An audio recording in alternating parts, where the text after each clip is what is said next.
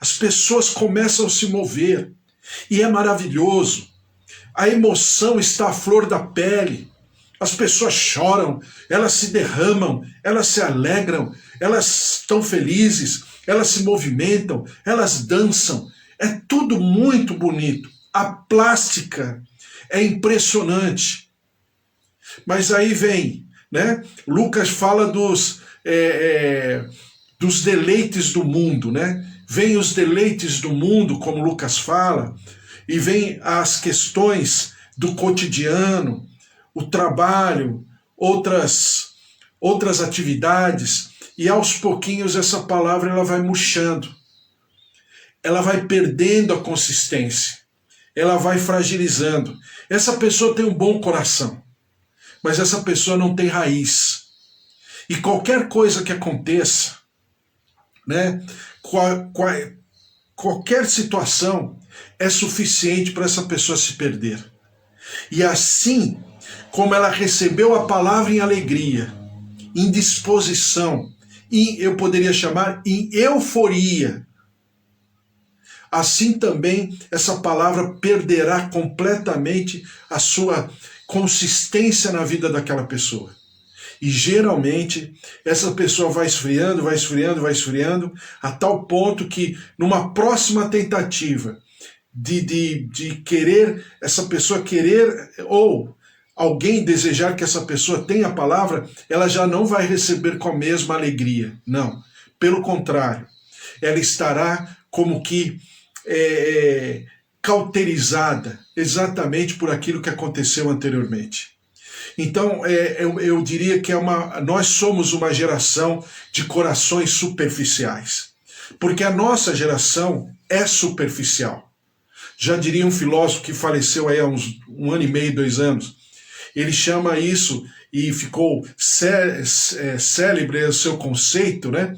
Porque ele chama de geração líquida. Por que geração líquida? A pessoa se dá com todos, mas ela não tem raiz com ninguém.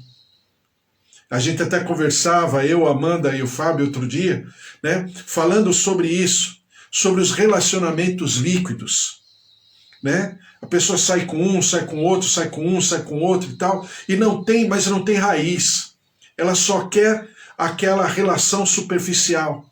E ela transporta, a nossa geração, né, transporta isso para a relação com Deus. O que está completamente fora do padrão divino.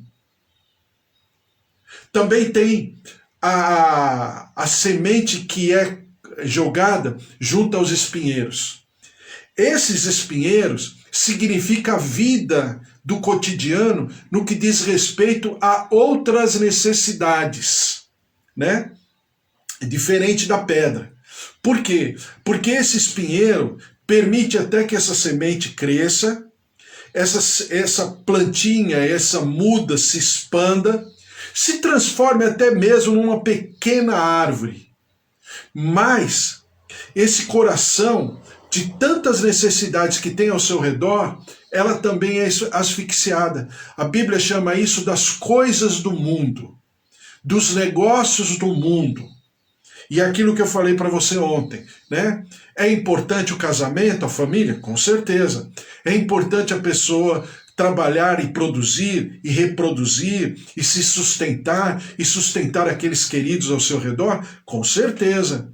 É importante a pessoa ser, quando tem espaço e condição de fazer negócios, comprar, adquirir as coisas, bens, também é. Eu até levei você a pensar sobre a parábola, né, que está lá em Mateus, da grande ceia, da ceia das ceias, da festa das festas. Quando o rei convida os seus amigos, os seus chegados para essa festa chamada das bodas do cordeiro, ou das bodas do noivo, né? E o primeiro fala: olha, me dê por escusado que eu tenho uma fazenda para conferir, porque eu comprei algumas terras novas. O outro diz: me dê por escusado porque eu comprei uma junta de bois. E o terceiro fala: me dê por escusado porque acabei de casar. Então o que Jesus está colocando nessa parábola é que todas essas coisas em si mesmas não são pecado. Lógico que não. trabalhar, produzir, almejar, ter projetos de vida, sonhos, viagem e bens. Tudo isso é natural e é saudável que tenha, desde que, em relação às coisas do Senhor, em relação ao reino dos céus, eu valorize, ou eu valore, né, do sentido de valorar, eu coloco esse item como principal, que é o que esses convidados não fizeram. Imagina só, o rei, simbolizando Deus, convidando para as bodas do cordeiro, ou para as bodas do seu príncipe ou do seu filho, simbolizado por Jesus Cristo. Já imaginou convidando para uma festa e a pessoa falando, não, eu tenho muita coisa para fazer agora, não vai dar, desculpe. Então é claro que é uma parábola escatológica, falando principalmente do povo judeu que negou a Jesus, né? E porque negou, o evangelho chegou até nós, e nós somos aqueles que estamos pregando o evangelho, que deveria ser o primeiro grupo, mas o primeiro grupo não quis, nós somos o segundo grupo, como diz Paulo, e é por isso que nas 7 semanas de Daniel, né, nós estamos entre a 6ª semana e a 7ª semana, existe um hiato. Nós estamos exatamente nesse ato, entre, vamos chamar assim, no sentido de Pedro ou de Salmos, que falam um dia como 1000 anos. Então nós estamos exatamente entre aspas, né, entre o 6º 1000 anos e o 7º 1000 anos, que é o milênio, quando fala lá em Apocalipse. Por quê? Porque eles não quiseram. Porque acharam que coisas são mais importantes do que, né? As bênçãos são mais importantes do que o abençoador. Eu quero o Senhor das coisas. Desculpa, eu quero as coisas do Senhor, mas não quero o Senhor das coisas. Enquanto nós entendemos que o mais relevante, o mais importante é o Senhor das coisas. Tenha coisas ou não, eu não estou preocupado com as coisas. Eu estou preocupado com o Senhor das coisas. Que é exatamente o que um coração superficial entende. As coisas, eu chamo de benesses, né? As benesses do Evangelho são maravilhosas. Né? Como é que chama os docinhos? As guloseimas. Né? As guloseimas do Evangelho são maravilhosas e são importantes. E são resultado, claro, de uma vida com Deus. Mas isso não pode estar supervalorizado na minha vida, no meu contexto de relação com Deus, porque senão eu vou transformar Deus como aquela maquininha que tem num desenho que a gente assiste com as crianças, né? A máquina de fazer hambúrguer. A pessoa aperta o botão lá, começa a cair hambúrguer, né? Então eu vou achar que Deus é uma máquina de fazer hambúrgueres, e Deus não é uma máquina. Deus é um ser. Pai, Filho e Espírito Santo. Então é exatamente esse contexto que, creio eu, estejamos numa geração. É a geração dos corações superficiais, da maneira superficial de ser e da maneira superficial de se relacionar. Esses 3 corações infrutíferos, eles são influenciados pelos diferentes inimigos. Primeiro, o coração endurecido por Satanás, porque rouba a semente.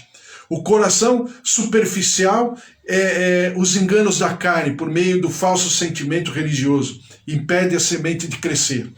E o coração ocupado pelas coisas do mundo, impedem a semente de frutificar.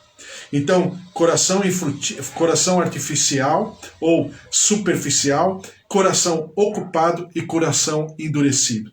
Então são 3 ambientes onde Satanás age no primeiro ambiente. No segundo ambiente são os nossos sentimentos, né? E no terceiro ambiente é o mundo. A lógica do mundo não tem nada a ver com a minha relação com Deus. Então, entendendo isso, eu começo a entender por que essa parábola é tão importante. Eu estava ouvindo a Bispa Sônia ontem, e a Bispa Sônia falou uma coisa muito interessante. Ela falou o seguinte, que ir ao culto, estar em culto, não significa prestar culto. E ela faz uma comparação entre Caim e Abel, que é exatamente a parábola do semeador. Por quê? Porque Caim foi, num dado momento, conforme o Senhor havia ensinado, com certeza, né? O Senhor havia ensinado, Caim foi, né? Foi ao culto e ofereceu algo ao Senhor. Aos olhos humanos, diante da plástica humana, não tem nada de errado. Realmente não tem. Mas enquanto Abel foi prestar um culto, Abel entregou do seu melhor, da sua vida, da sua disposição, do seu vigor, da sua vitalidade. Então, o que aconteceu? O Senhor se agradou do culto prestado por Abel, mas não se agradou pelo culto que Caim foi frequentar ou foi participar. Então, é exatamente a semente que cai em terra fértil, em terra boa.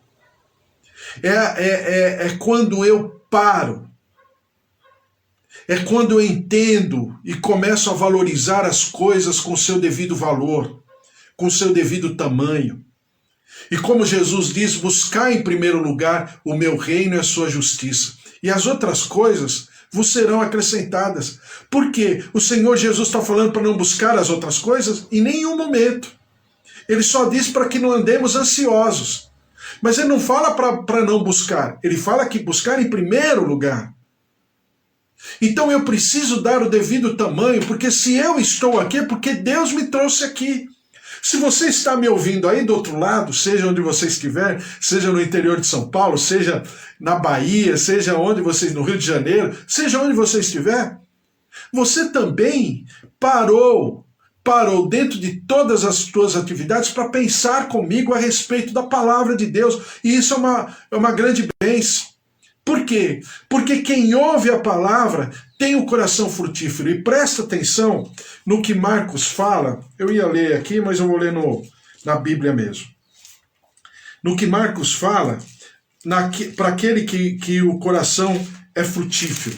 A semente que cai em terra boa. Diz aqui. Mas os cuidados, versículo 20, os que foram semeados em boa terra são aqueles que ouvem a palavra e a recebem, frutificando, né? Outro texto diz assim, outra parte diz assim, que aqueles que recebem de maneira superficial, eles recebem e se alegram. Então aqueles que recebem, né, com o coração voltado para o Senhor, a Bíblia não fala que se alegra, mas os corações superficiais, aqueles que a palavra logo, imediatamente depois já começa a crescer, aquela semente já começa a frutificar, a Bíblia fala que ele recebe com alegria. Por quê? Porque a emoção, ela é um fruto da manifestação plena da palavra de Deus, da minha conexão com Deus. E a emoção por si só, ela será passageira. Ela não encontrará raízes, porque ela diz respeito ao meu sentimento do momento. Mas na minha relação com Deus não é sentimento de momento, é o sentimento perfeito, eterno, maravilhoso, crescente, em processamento. Então é exatamente o coração frutífero. E como ele recebe, e como ele age, como ele procede e como ele cresce. Então a Bíblia fala que logo que recebemos a palavra, nós precisamos recebê-la de uma maneira que ela permaneça, a despeito das nossas fragilidades, a despeito das nossas guerras ou batalhas diárias, mas que essa palavra esteja num ambiente no nosso coração que não enfraqueça e que não fragilize. Então, é uma ação do Espírito Santo. Então, eu estava falando da Bispa Sônia e ela fala a respeito disso, com esse teor. Ela fala, por exemplo, de Daniel, né, na cova dos leões, Sadraque, Mesaque e Abidnego lá na fornalha ardente. Por quê? Porque ainda que eles estivessem com grandes problemas, porque estavam com risco de morte iminente, mas eles tinham a palavra do Senhor e tinham o dono, o proprietário da palavra em seus corações. E eles poderiam estar tanto na cova dos leões, como na fornalha ardente, ou como num trono. A relação deles com Deus, o ambiente no coração deles e Deus estava preservado. E isso os fez suplantar tanto a cova dos leões como a fornalha ardente. Por quê? Porque Deus estava com eles. E claro que a própria Bíblia mostra isso, que o Senhor estava com eles. O Senhor Jesus estava presente. Não importava se era a cova dos leões ou a fornalha ardente. O que importava, sim, é que os preceitos, a palavra e principalmente o sentimento de Deus, a presença de Deus estava fazendo total diferença na vida deles. Então, o que nós precisamos hoje é entender que nós temos que não apenas viver, mas ensinar, falar sobre a consistência dessa palavra eterna. E que essa palavra eterna encontre em nós uma disposição, né? Um ambiente favorável, um campo fértil, uma alegria pela palavra do Senhor, uma alegria pelos negócios do Senhor, porque tudo vem do alto, todo dom perfeito e toda boa dádiva vem do Pai das luzes. Então isso é maravilhoso, porque a palavra do Senhor diz e nos ensina que o coração frutífero produz fruto que vinga e cresce. Então ele se distingue dos outros frutos porque ele vinga e cresce e continua crescendo. Ele não para. Em terceiro lugar, diz a palavra do Senhor que essa palavra, quando depositada em solo fértil, a Bíblia diz assim que ela vai frutificar e ela sempre terá o resultado, seja 30, seja 60 ou seja 100 por 1. Aí cabe, claro, a cada um no seu crescimento, segundo a sua fé, segundo o seu chamado, a sua constituição, mas o que diz a palavra é que sempre vai frutificar, ou seja, sempre ela fará com que pessoas ao seu redor mude, sejam transformadas. Então nós temos um compromisso de crescimento, um compromisso de desenvolvimento, não porque haverá uma conferência, não porque haverá uma palestra, haverá todo um congresso, não, mas porque você vai viver essa palavra, a flor da tua pele. E isso é tão necessário, tão urgente, tão emergente, que a terra, o mundo, está padecendo. Né? Então, o que significa as aves do céu, o que significam as pedras e o que significam os espinhos. Primeiro, aves do céu, diabo. As rochas, as pedras, significam os meus sentimentos que querem asfixiar a plenitude da palavra do Senhor no meu coração. E em terceiro lugar, os espinheiros significam as coisas, né, do mundo. E o que significa o mundo querendo também abafar, querendo enfraquecer, fragilizar essa semeadura no meu coração. Mas também significam as coisas naturais e também espirituais que tentam contra a palavra. Por quê? Porque as aves do céu significam o quê? A própria natureza. Né? Então a gente sempre estará em batalha espiritual por causa disso. Né? As pedras significa tudo aquilo que poderia ser uma grande bênção e que significam exatamente as guerras pessoais nossas que querem abafar. E, em terceiro lugar, o mundo. Uma vez eu passeando com a minha mãe, né, a gente ia para a feira, faz muitos anos já, eu ia para a feira com a minha mãe, bem criança, e a minha mãe, a gente estava passando por um quarteirão e estavam uns botecos assim, né? Antigamente acho que tinha mais boteco, hoje tem menos, mas pelo menos por onde eu andava. E tinha um boteco em cada em cada frente de quarteirão, né? Tinha uns 4, 5 botecos naquele quarteirão. Aí minha mãe falou assim, tá vendo como são as coisas de Deus? Aí eu pensei comigo, coisa de Deus, minha mãe tá só boteco. E aí ela falou assim, tá vendo aquela papelaria? Aquela papelaria está no meio de um monte de boteco. Aquela papelaria, se tiver um servo de Deus ali, pode ter certeza que quem tem mais, né, dificuldade, mais, vamos dizer assim, uma batalha espiritual, é a papelaria. Por quê? Porque o boteco está fazendo aquilo que o diabo quer. Porque o boteco está em conformidade com a natureza caída. Enquanto a papelaria, que pertence a um servo de Deus, ela está lutando contra a maré. Ela está lutando contra um status quo. Claro que a minha mãe não falou com essas palavras, é que eu entendi com essas palavras. Então, é lógico, e eu desde criança, muito pequeno, minha mãe falou isso. Eu nunca mais esqueci. Porque essa lógica do mundo caído permanece até os dias de hoje. Então, quando eu me proponho a viver essa palavra, semeada em terra fértil, uma palavra que produza fruto na minha própria vida e reproduza fruto para aqueles que estão ao meu redor, é lógico que existe toda uma condição espiritual que eu preciso romper, que eu preciso transpor, que eu preciso atravessar, que eu preciso muitas vezes resistir. Porque a Bíblia fala, resistir ao diabo e ele fugirá de vós. Então nós temos que ter essa consciência. E do outro lado, termos a emoção de maneira consistente. Uma emoção resultado do fruto dessa palavra no nosso coração. Com a plenitude, com o derramar do Espírito Santo. Aí sim, é uma alegria que não depende de euforia, não depende de um ambiente menos ou mais favorável, porque Ele está em mim, porque Ele está em você. É você quem faz a diferença. É você, não importa, ou numa fornalha, ou numa cova dos leões, não importa onde você esteja.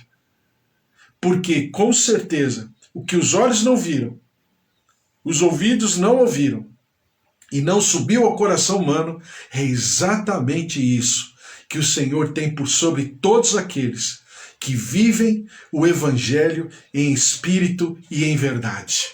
Não é? Por quê? Porque eu não quero ir a um culto. Eu não quero, como nós aqui, estar num culto. Mas eu quero prestar um culto, como diz a Bispa Sônia. E isso é uma grande verdade espiritual. Isso é uma palavra sábia, é uma palavra do Espírito Santo. Então, prestar um culto é estar diante do altar do Senhor a todo momento, às 24 horas do dia, e sempre ser sensível à sua voz, para que essa palavra esteja no seu nível, né, que deve estar, no seu nível precificado de maneira perfeita. Por quê?